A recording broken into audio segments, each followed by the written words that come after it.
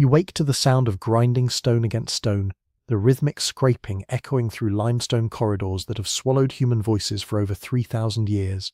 Your hands press against cold sandstone as you rise, and suddenly you realize where you are. Deep within a pharaoh's tomb in the Valley of the Kings, surrounded by hieroglyphs that seem to writhe in your flickering torchlight, the air tastes of myrrh and something else, something organic and ancient that makes your stomach turn. As your eyes adjust, you see them clearly, carved scenes covering every surface, depicting acts so intimate and bizarre that archaeologists spent decades debating whether to photograph them at all. These are not the sanitized images of Egyptian intimacy you learnt about in school. These walls tell stories that would make modern audiences blush, stories of sacred prostitution, ritual defloration, and sexual practices so intertwined with religious belief that they shaped an empire for over 2 millennia. Before diving into these forgotten stories of survival and suffering, if you enjoy learning about the hidden truths of history, consider hitting that like button and subscribing for more content like this. And please comment below to let me know where you're listening from. I find it incredible that we're exploring these ancient stories together from different parts of the world, connected across time and space by our shared curiosity about the past. Walk deeper into that tomb with me now, because what you're about to discover will forever change how you think about one of history's most fascinating civilizations. In 1323 BC, 14-year-old Ankhesenamun stood trembling in the antechamber of Karnak Temple, her linen dress so sheer it barely qualified as clothing. The gold jewelry adorning her neck, wrists, and ankles clinked softly as she shivered, not from cold but from knowing what lay ahead. As the daughter of the heretic pharaoh Akhenaten and the widow of boy king Tutankhamun, she was about to participate in one of ancient Egypt's most sacred and disturbing rituals, the Opet festival's divine marriage ceremony. High Priest A emerged from the shadows, his shaved head gleaming with sacred oils, his eyes holding a hunger that had nothing to do with spiritual devotion. In just moments, Ankhesenamun would be expected to consummate a marriage with the god Amun-Ra himself, or rather with A acting as the god's earthly vessel. This wasn't metaphorical, this wasn't symbolic, this was Egypt's most powerful religious leaders using divine mandate to claim the bodies of royal women, and it happened with terrifying regularity throughout pharaonic history. Papyrus records from Deir el-Medina, discovered by archaeologist Bernard Briere in 1922, reveal that such sacred prostitution wasn't limited to royal women. Temple records show that hundreds of young girls served as gods' wives, a euphemistic title for what amounted to ritualized sexual slavery. These girls, some as young as 12, were selected for their beauty and purity, then dedicated to various gods throughout Egypt's religious calendar. The selection process itself was brutal in its clinical efficiency. Temple priests would examine candidates naked, checking for physical imperfections that might offend the gods. A small scar, an uneven tooth, or even asymmetrical breasts could disqualify a girl from temple service, which, ironically, might have saved her from years of ritualized abuse disguised as religious duty. Dr. Joyce Tildesley's research at Manchester University uncovered temple accounts from Thebes dating to 1550 BC that detail the daily lives of these sacred prostitutes. They lived in temple complexes, wore distinctive clothing that marked their status, and were forbidden from marrying or bearing children outside of their religious duties. When they did become pregnant from their temple service, the children were often dedicated back to the temples, creating generational cycles of religious sexual servitude. But the most disturbing aspect of these divine unions wasn't their frequency, it was their public nature. During major religious festivals like Opet, Min, or Sed, thousands of Egyptians would gather to witness the pharaoh or high priests perform sacred marriages with temple women. These ceremonies weren't conducted in private chambers but in full view of the populace, who believed they were witnessing actual divine intercourse that would ensure the Nile's flood, the harvest's abundance, and the kingdom's prosperity. Contemporary accounts from Greek historian Herodotus, writing around 450 BC, describe his shock at witnessing such ceremonies during his travels through Egypt. He wrote of seeing the most beautiful maidens of noble birth being prepared for unions with gods who appeared in human form, noting that the women showed visible signs of distress that the Egyptian observers seemed to interpret as religious ecstasy. Archaeological evidence from the Temple of Min at Koptos reveals carved scenes showing these divine unions in explicit detail. The god Min, depicted with an erect phallus, is shown engaging with women whose faces are turned away, an artistic convention that some scholars interpret as indicating the women's reluctance or shame. Surrounding these central figures are carved musicians, dancers, and offerings, creating a festival atmosphere around what was essentially ritualized rape. The psychological toll on participants becomes clear when examining papyrus fragments from the Edwin Smith surgical papyrus, which contains what may be the world's earliest recorded treatments for trauma. Several remedies describe treatments for women who had served the gods and subsequently suffered from what modern psychology would recognize as symptoms of sexual trauma: loss of appetite, inability to sleep, sudden weeping, and withdrawal from social contact. Yet perhaps most chilling of all was how completely society accepted these practices. Marriage contracts from the New Kingdom period 1550 to 1070 BC routinely include clauses releasing husbands from their marital obligations if their wives were called to temple service. Fathers negotiated bride prices that explicitly factored in whether their daughters had already served in temples, with used women commanding lower payments despite their supposed divine blessing. Bohadra's workshop reeked of natron, salt, and decay, as the master embalmer examined the body of a young noblewoman who had died in childbirth in 945 BC. What was about to unfold in this mud-brick building beside the Nile would have horrified the woman's family if they had known, but they didn't know, and they never would, because the mummification process held secrets that Egypt's embalmers guarded more fiercely than any pharaoh's treasure. Modern CT scans of female mummies from the Egyptian Museum in Cairo, conducted by Dr. Zahi Hawas's team in 2005, revealed evidence that has forced Egyptologists to confront one of ancient Egypt's most disturbing secrets: the systematic sexual abuse of female corpses during mummification. The scans showed clear signs of post-mortem sexual trauma in approximately 23% of female mummies examined, with the damage occurring after death but before the final wrapping process. The Greek historian Herodotus first hinted at these practices in his histories, written around 440 BC. He noted that families of beautiful women, or women of high rank, would wait several days before delivering bodies to embalmers to prevent indignities being offered to them. He cryptically added that one embalmer had been caught abusing a recently deceased woman and was subsequently killed by his fellow workers, not for the violation itself but for being discovered. Papyrus fragments from Deir el-Bahri, discovered during excavations in 1881, contain what appears to be training instructions for embalmers that include disturbing directives about handling female corpses. The texts, written in hieratic script, discuss the need for purification rituals that involved opening all sacred passages of the deceased woman's body. Modern scholars initially interpreted these as standard evisceration procedures, but the specific anatomical language and ritual context suggests something far more sinister. The mummification process took 70 days, during which corpses remained in the embalmer's workshops with minimal oversight from families or religious authorities. Workshop records from Tanis, dating to 1000 BC, show that embalmers often worked alone during the night shifts, when most Egyptians believed the dead were most vulnerable to spiritual attack. These nocturnal working conditions created perfect opportunities for abuse that would never be detected or reported. Physical evidence of these violations comes not just from modern CT scans, but from ancient sources attempting to address the problem. The Harris Papyrus, now in the British Museum, contains legal documents from 156 BC describing the prosecution of several embalmers for defiling the sacred vessels, a euphemistic legal term that scholars now believe referred to sexual abuse of corpses. The penalties were severe. Convicted embalmers faced execution, and their families were stripped of property and exiled from their communities.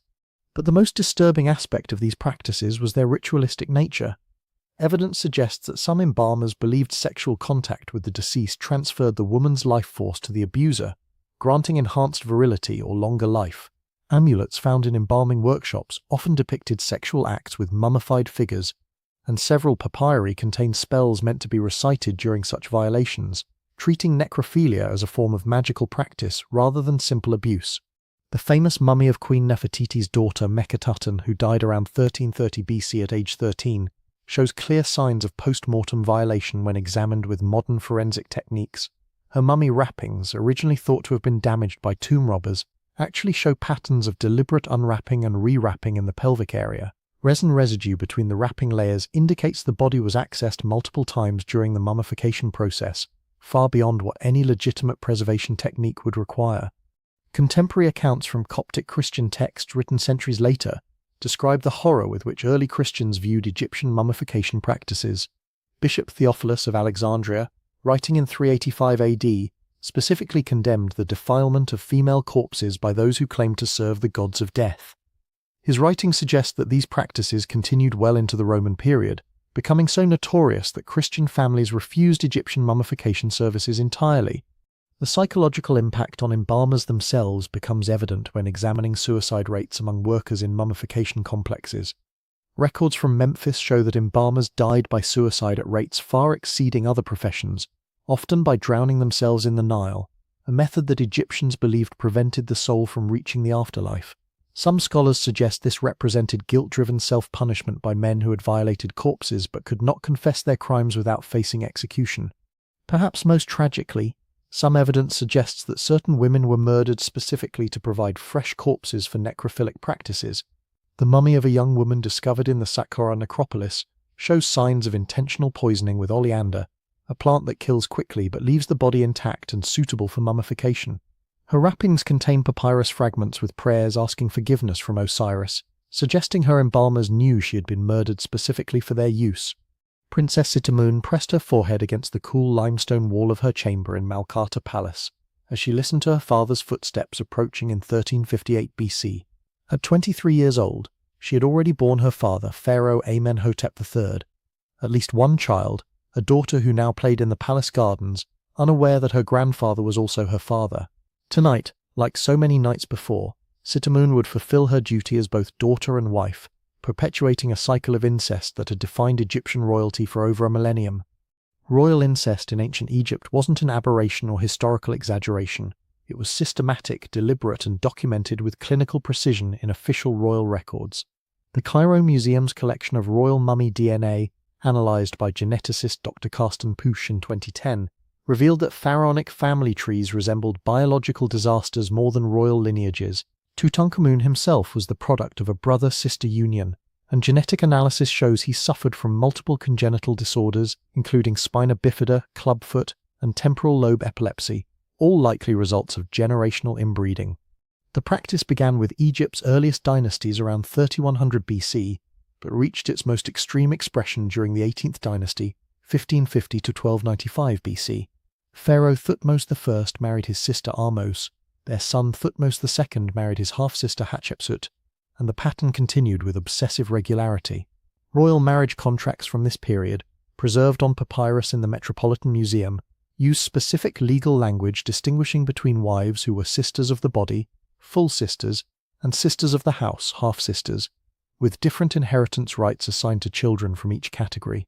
But the extent of royal incest went far beyond sibling marriage. Pharaoh Amenhotep II married 3 of his daughters, and palace records from Amarna show that Akhenaten maintained sexual relationships with at least 6 of his daughters simultaneously. One limestone relief from his capital at Amarna depicts the pharaoh kissing one daughter while another sits on his lap, with hieroglyphic text identifying both girls as his beloved wives and daughters of his body.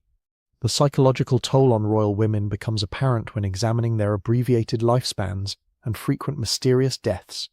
Queen Ankhesenemon, daughter and wife of Akhenaten, and later wife of Tutankhamun, survived to age 27, ancient by royal standards. Her mummy, discovered in 2010, shows evidence of chronic depression through bone analysis, vitamin D deficiency from rarely leaving palace chambers, stress fractures from physical abuse, and signs of frequent pregnancies that ended in miscarriage or infant death. Medical papyri from the Edwin Smith collection describe treatments for conditions that modern doctors recognize as consequences of incest. Remedies for children born twisted include instructions for splints, exercises, and herbal treatments that suggest royal physicians were dealing with regular cases of birth defects. One particularly disturbing text describes a surgical procedure for infants born with sealed passages, likely referring to the genital malformations common in severely inbred populations. The most chilling evidence comes from the royal mummy cache discovered in 1881 at Deir el-Bahri. Of the 11 royal mummies found there, DNA analysis revealed that 9 were the products of incestuous unions, and 7 showed evidence of significant genetic disorders. 2 infant mummies found in Tutankhamun's tomb were his daughters, born of his marriage to his half-sister Ankhesenamun, and both suffered from neural tube defects that made survival impossible. Palace intrigue often centered around which daughters would be selected for royal marriage. The Amarna letters, diplomatic correspondence between Egypt and neighbouring kingdoms, contain several messages from foreign rulers expressing horror at Egyptian marriage customs. The king of Mitanni wrote to Amenhotep III in 1350 BC, "Your daughters who are wives are numerous, but you have not sent me any of your daughters in marriage. Why is this? Your daughters are your wives are your daughters." This confuses my scribes when they write marriage agreements. Contemporary records reveal that Egyptian royal women often attempted to escape their fate through various means. Several papyri describe daughters fleeing to neighboring kingdoms, only to be forcibly returned by Egyptian armies. One text from 1345 BC describes Princess Bakatatan's attempt to seek asylum with the Hittites, writing to their king, "My father wishes to make me his wife as he did my sisters, but I would rather die in foreign lands than submit to such violation of nature's law." The practice created its own perverted court culture where normal family relationships became impossible. Royal children grew up unsure whether their mothers were actually sisters or aunts, whether their brothers were actually fathers or uncles. Palace records from the time of Ramesses II describe a complex system of titles and etiquette designed to navigate these confused relationships, with specific protocols for addressing relatives who occupied multiple family roles simultaneously. Religious justification for incest came through identification with the gods Isis and Osiris, who were siblings married to each other. Temple reliefs show royal couples making offerings, while hieroglyphic text emphasizes their sibling relationship as divine blessing. However, private papyri from noble families reveal widespread revulsion at royal practices. One nobleman wrote to his son around 1330 BC, "The royal house breeds like animals in their dens, sister with brother, father with daughter. This is why the gods curse their children with twisted limbs and early death." The genetic consequences compounded with each generation. By the end of the 18th dynasty, royal infants were dying at birth rates exceeding 60%, and surviving children often suffered from intellectual disabilities, physical deformities, and shortened lifespans. Tutankhamun's own mummy reveals a young man who could barely walk without assistance, suffered from chronic pain, and died at age 19 from complications that genetic analysis suggests were directly related to his inbred heritage. Oil lamps flickered in the Temple of Hathor at Dendera as 12-year-old Nefertari lay on the stone altar, her small hands gripping the carved edges until her knuckles turned white in 12. She was about to become the latest victim of one of ancient Egypt's most brutal religious practices, ritualized defloration performed by priests to open the sacred gateway for the gods. The ceremony would be witnessed by dozens of temple officials, recorded by scribes, and celebrated by a community that saw her violation as divine blessing. Archaeological evidence from the Temple of Mut at Karnak reveals that such ceremonies were far from rare occurrences. Stone tablets cataloguing temple activities from 1400 to 1200 BC list over 300 individual defloration rituals, complete with the names of girls involved, their ages, and the specific priests who performed the ceremonies. The youngest girl recorded was 9 years old, the oldest was 16. Most were between 12 and 14, barely past puberty in a society where childhood ended early and brutally. The process began with elaborate purification rituals that lasted 3 days. Girls selected for defloration were bathed in sacred pools, anointed with oils mixed with frankincense and myrrh, and fed special foods believed to enhance their spiritual receptivity. During this preparation period, they were forbidden from speaking to anyone except designated temple priestesses, who instructed them on their divine duties and warned them that resistance or displays of fear would anger the gods. Papyrus fragments from the Ramesseum describe the theological justification for these practices.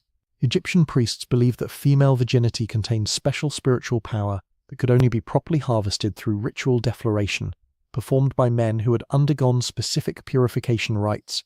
The act itself was considered a form of sacrifice, with the girl's blood and pain offered to deities in exchange for divine favor on the entire community. The ceremonies followed rigid protocols documented in temple teaching texts discovered at Defy. The girl would be brought before the assembled witnesses dressed in a sheer linen gown and gold jewelry, marking her status as a sacred offering. Incense would be burned while temple musicians played specific hymns meant to invoke the presence of fertility gods. The high priest, representing the deity, would then deflower the girl using implements that were preserved as sacred relics, often knives, stone phalluses, or specially carved wooden objects that were believed to channel divine power. Dr. Joanne Fletcher's analysis of human remains found in temple complexes at Abydos revealed physical evidence of these practices. Skeletal remains of young females show signs of pelvic trauma consistent with violent sexual assault, often accompanied by evidence of infection and sometimes death from internal injuries. Carbon dating places these remains throughout Egypt's imperial period, suggesting the practices continued for over 500 years. The psychological aftermath of these ceremonies was systematically ignored or reinterpreted through religious doctrine. Girls who showed signs of trauma, muteness, withdrawal, or self-harm were said to be touched by the divine, and often dedicated permanently to temple service. Medical papyri contain treatments for divine madness in young women, including herbal remedies for violent outbursts, sleeplessness, and refusal to eat, symptoms modern psychology recognizes as indicators of severe sexual trauma. Some temples developed elaborate hierarchies around defloration ceremonies, with different priests specializing in different aspects of the ritual. The Chester Beatty Papyrus VI contains administrative records showing that certain priests held the specific title, Opener of the Sacred Gateway, a position that came with special privileges including increased food rations, better housing, and selection rights over which girls they would deflower. These positions were highly sought after and often passed from father to son, creating dynasties of ritualized abusers. Regional variations in these practices were documented by traveling scribes who recorded cultural differences between temple complexes. In Lower Egypt, defloration ceremonies were typically performed during the inundation season when the Nile flooded, symbolically linking the girls' bleeding to the river's life-giving waters. In Upper Egypt, the ceremonies aligned with harvest festivals, with the girls' violation seen as ensuring fertility of both crops and livestock. The most disturbing records come from the Temple of Min at Koptos, where annual festivals included mass defloration ceremonies involving dozens of girls simultaneously. Greek visitor Strabo, writing in 25 BC, described witnessing such a festival and noted his shock at seeing maidens no older than children being violated by priests, while crowds cheered and threw flowers. His account mentions that several girls died during the ceremonies from blood loss or shock, but their deaths were celebrated as signs of divine acceptance. Economic records reveal that families were often compensated for providing daughters for these ceremonies, but the payments were structured to prevent refusal. Temple ledgers from Thebes show that families received grain, livestock, or land grants, but only after their daughters had completed their sacred service. Families who attempted to withdraw their daughters before ceremonies faced severe penalties including loss of property, exile, or forced labor obligations. Some surviving texts hint at resistance networks among women who attempted to protect young girls from selection for these ceremonies. Papyrus fragments from private archives describe coded language used to warn families when temple scouts were seeking new candidates. One text from 1250 BC reads, "When the lotus seekers come to your door, remember that the river runs deep but also runs away." Scholars believe this was a reference to escape routes used by families fleeing to avoid having their daughters selected for defloration ceremonies. Twilight settled over the temple of Bastet at Bubastis as hundreds of oil lamps were lit throughout the complex, their flickering light casting dancing shadows across walls covered in hieroglyphs depicting cats, dancers, and scenes of ritual copulation in 570 BC. Ptolemaic Egypt was preparing for one of its most notorious religious festivals, a 3-day celebration where ordinary women transformed into sacred prostitutes, offering their bodies to strangers in honor of the cat goddess. What unfolded during these festivals would shock even seasoned ancient historians, yet it represented just one aspect of a religious prostitution system that had operated throughout Egypt for over 2 millennia. The Greek historian Herodotus, writing around 450 BC, described his personal witness of such festivals. Once a year, the women of this region gather at the temple of Bastet, and for 3 days they offer themselves to any man who brings proper payment to the goddess. No woman may refuse any man during this time, whether he be Egyptian, Greek, Nubian, or Persian. The money paid goes to the temple, but the act itself is considered the most sacred duty a woman can perform. Archaeological excavations at Bubastis, conducted by Edouard Navel between 1887 and 1889, uncovered physical evidence of these prostitution festivals. Beneath the temple floors, archaeologists found thousands of small pottery tokens bearing the image of Bastet on one side and explicit sexual imagery on the other. These tokens, carbon dated to various periods between 800 to 200 BC, served as payment receipts for sexual services during religious festivals. The sheer number of tokens, over 12,000 recovered from a single excavation site, suggests that these festivals involved thousands of women providing sexual services to thousands of men over relatively short periods. But sacred prostitution in Egypt extended far beyond annual festivals. Temple records from Philae discovered during the Aswan High Dam rescue operations in the 1960s document a permanent class of sacred prostitutes called God's Wives of Amun, who served male temple visitors year-round. These women lived in special quarters within temple complexes, wore distinctive clothing that advertised their availability, and followed strict religious protocols governing their sexual services. The daily lives of these sacred prostitutes are documented in remarkable detail through papyrus archives discovered at Teb Tunis in 1899. Personal letters between prostitutes reveal the psychological toll of their situation. One woman wrote to her sister around 200 BC, "I have served 37 men this month, and still the goddess demands more. My body aches, but worse is my heart, which grows harder each day like stone left in the sun. I pray to Bastet to release me from this service, but she remains silent." Economic records show that sacred prostitution generated enormous revenue for Egyptian temples. Account books from the Temple of Sobek at Crocodilopolis detail payments from sexual services alongside offerings of grain, livestock, and precious metals. During peak festival periods, prostitution revenues exceeded all other temple income combined. This economic dependence created powerful incentives to recruit new prostitutes and expand sexual services, regardless of the human cost. The recruitment of sacred prostitutes followed patterns that modern observers would recognize as human trafficking. Poor families were approached by temple representatives who offered to take daughters as servants of the goddess, promising good food, shelter, and spiritual rewards. Once girls entered temple complexes, they rarely left. Legal documents from Oxyrhynchus describe several cases where families attempted to retrieve daughters who had been recruited for temple service, only to be told that the girls had made sacred vows that could not be broken without divine punishment.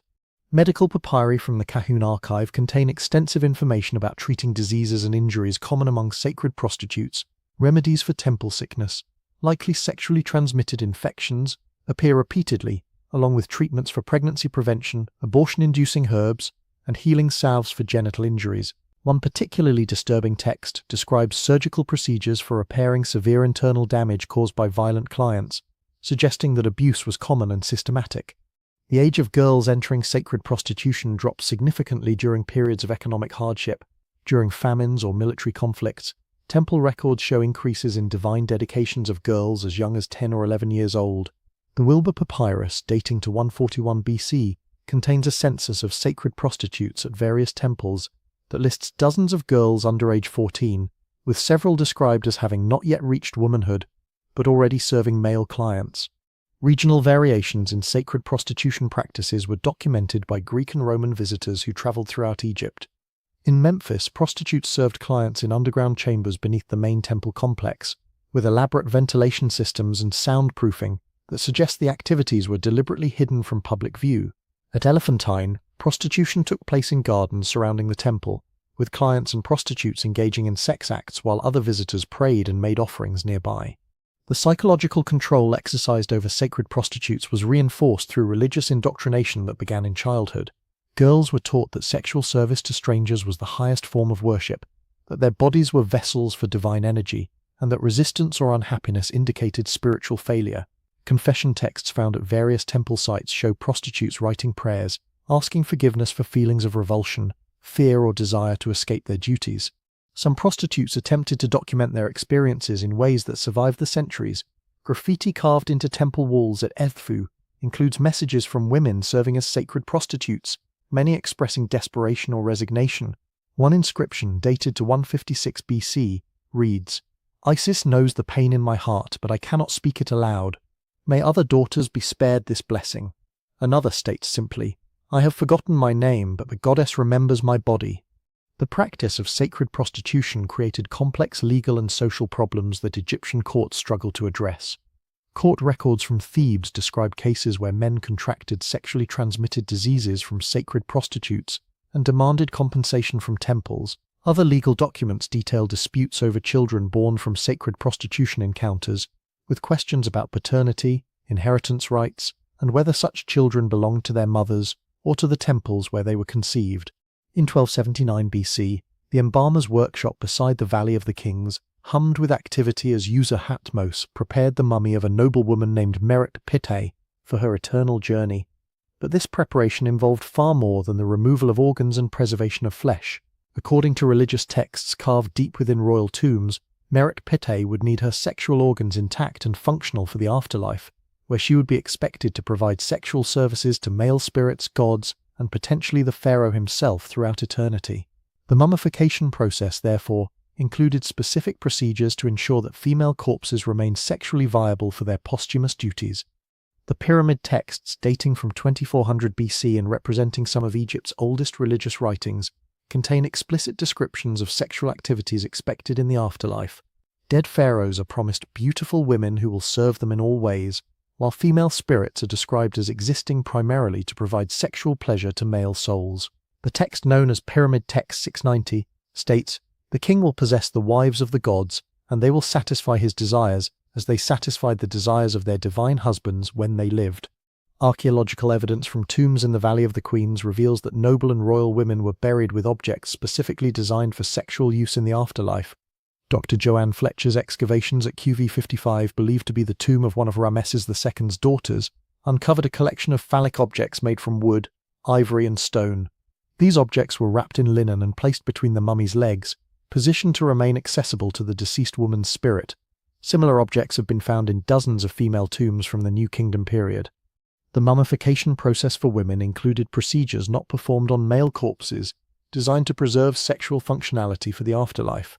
Papyrus documents from the workshops at Thebes describe the insertion of resin-soaked linen into female corpses' vaginal canals, ostensibly to prevent collapse of tissues during preservation.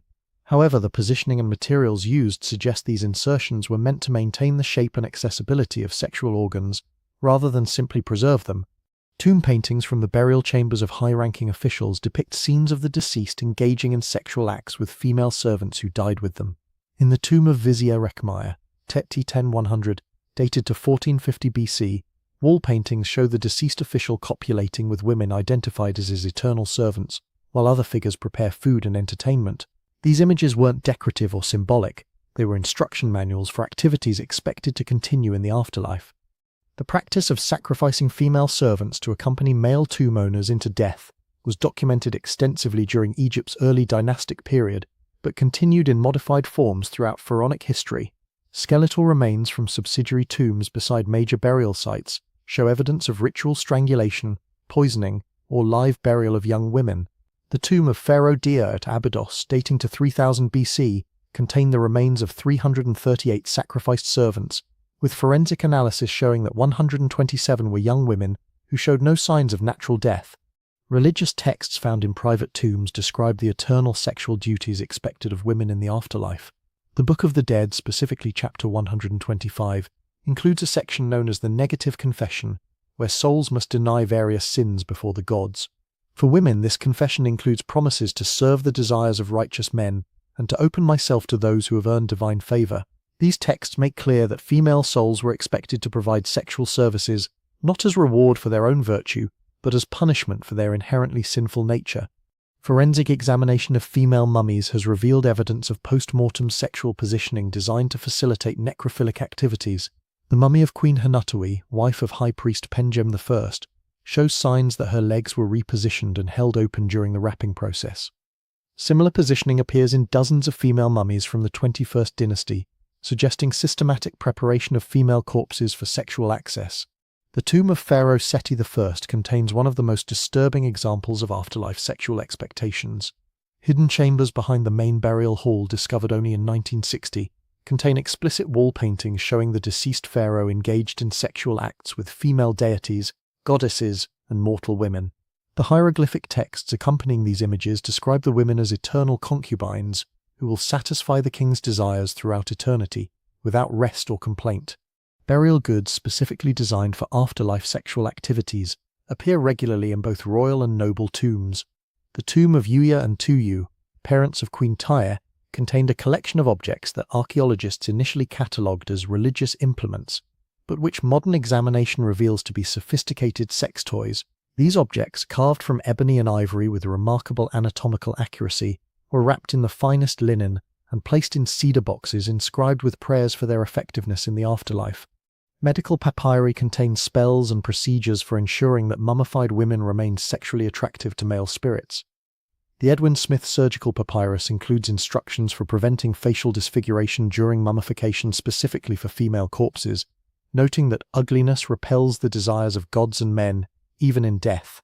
These procedures were more expensive and time-consuming than standard mummification, creating a lucrative specialization for embalmers who catered to wealthy families wanting to ensure their daughters remained desirable in the afterlife. Contemporary accounts from Greek and Roman visitors describe their horror at Egyptian burial practices involving women. Diodorus Siculus, writing in 50 BC, noted his shock at learning that Egyptian women are prepared for death as if they were preparing for marriage, with great attention paid to their sexual organs and their ability to please men even beyond the grave. He described witnessing funeral preparations where deceased women were positioned and dressed as if they were courtesans awaiting clients. The psychological impact on living Egyptian women of knowing their eternal fate is documented in surviving personal letters and diary fragments. One woman wrote to her sister around 1200 BC, "I fear death not for the pain of dying, but for the eternal servitude that awaits. In life I may choose my husband, but in death I must serve any spirit who desires me." Another letter, found in a tomb at Saqqara, contains a woman's plea to the gods to allow her to die before her beauty faded, hoping that ugliness might spare her from sexual demands in the afterlife.